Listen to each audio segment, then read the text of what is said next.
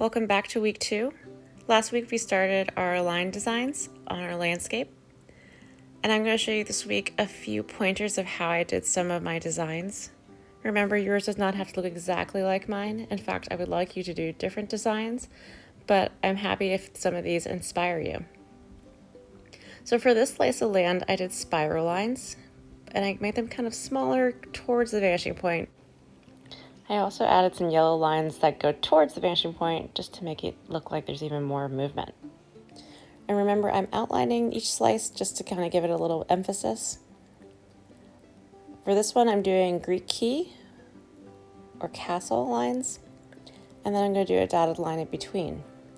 Notice how also I'm not coloring anything completely in because my intention is to use watercolor later. If you're not going to use watercolor, you can go ahead and color everything in completely. The next one, I'm going to be doing a scallop line, which is nice even bumps, and then the rows above them will bounce from each of the bumps. If you had me our first to second grade, they were kind of like our fish scales or our owl feathers. And then I did some diagonal yellow lines just for a little more movement. This one's going to be a road eventually, so I'm just going to do the dotted yellow lines in the middle. I'll show you how that works with watercolor. And I'm even doing the one around my house. See how I'm kind of avoiding my house? But I'm still going to do lines that go towards the vanishing point, just not through. The last line design you can do is your sun. Trace it with warm colors and maybe make some interesting textures in it. Once again, a reminder from last week, if you are doing your house, color it in all the way so that way we don't have any white spaces. This is because I'm going to show you what's going to happen if you put watercolor on top of it.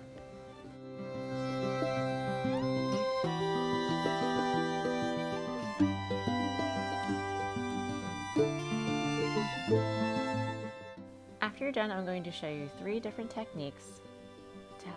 Watch these 3 techniques first and then choose which one you'd like to do. The first one is just coloring. So if you have crayons or color pencils, this technique is for you. For your sky, you're going to need red, orange, and yellow. At the top of the sky, you're going to start with your red, and you're going to lightly, with not a lot of pressure, create about the third of the sky in red. When you get towards the bottom of the third, make it extra light. Then you'll take the orange and overlap lightly on top of the red, and do the middle part orange, extending past the red. The last one is yellow. You're going to overlap on the orange and then color the rest of the bottom yellow. This overlapping and not using a lot of pressure will make it look like it's fading together. Look how I went through the sun, but not my building. For the land, if you would like to add a color on top, make sure you're doing it lightly.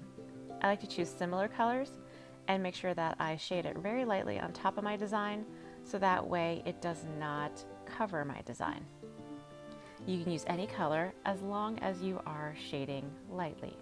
So I'm going to use a dark blue over that one, but since I am not doing a lot of pressure, you can still see my zigzag lines.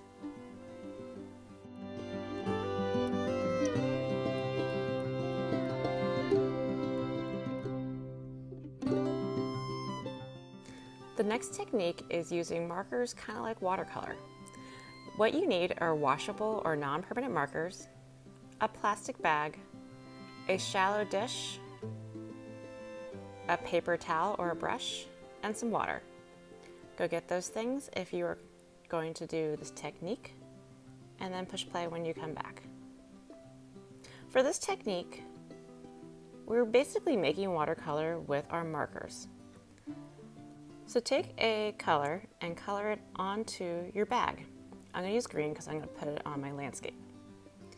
Put the bag to the side and you're going to take water and dip your brush or a paper towel in it, and then I'm going to rub an area that I want to transfer the color to on my paper. I'm going to put the bag face down and rub. And look, it kind of makes a watercolor transfer. You can repeat doing this anywhere on your crayon because it acts like a wax resist. The water and the marker are like watercolor. And then when you put the color down, the wax or the crayon resists the color.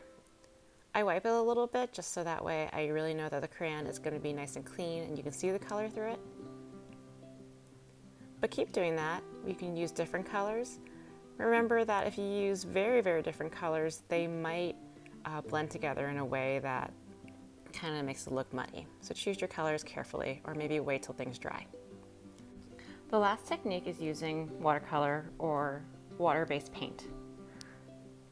Make sure you have a brush, water, or paint, maybe even a paper towel. Remember, the key word is water and watercolor, so make sure that you have enough water in your paint so that way it resists the wax. If your paint is too thick and you can't see your designs, add some plain water to it onto your paper and spread it out. Take your time, paint different sections. You could paint the landscape all one color if you want to. It is up to you. If you're not sure how it's going to work out, remember you can always do a few practice things on practice paper. Now I was talking about that road. If I did my yellow lines in crayon, I can paint the road black and now the yellow lines will show through. That's an easy way to do a road. You don't have to have a road, it's up to you. But continue to paint. Make sure you wash your brush between colors unless you want them to blend. I'll show you the sky in just a second.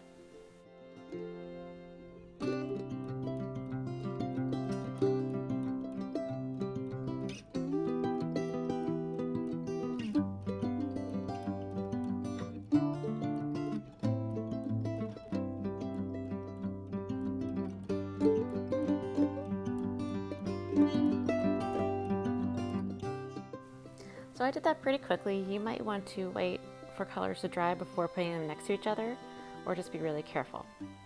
Now for the sky, we're not going to wait for colors to dry. So the first thing you're going to do is a stripe of red at the top, and then you're going to wash your brush, do yellow at the bottom. See how they don't touch yet? I'm then going to dip my brush in water again, add a little more yellow to my brush, and then in the middle, I'm going to swirl only in the middle of the red and the yellow together, pulling some of that red down, not going all the way down to the bottom of my yellow. Once you're done and this is dry, you're going to take a photo of this. Now, when you're taking a photo, make sure that you have the whole picture, it's not at an angle, and that you have a background that's not distracting. Position yourself above your painting, make sure you have good lighting. The top and the bottom of your picture should line up with the edges of your screen. And there you have it, your expressive one-point perspective landscape.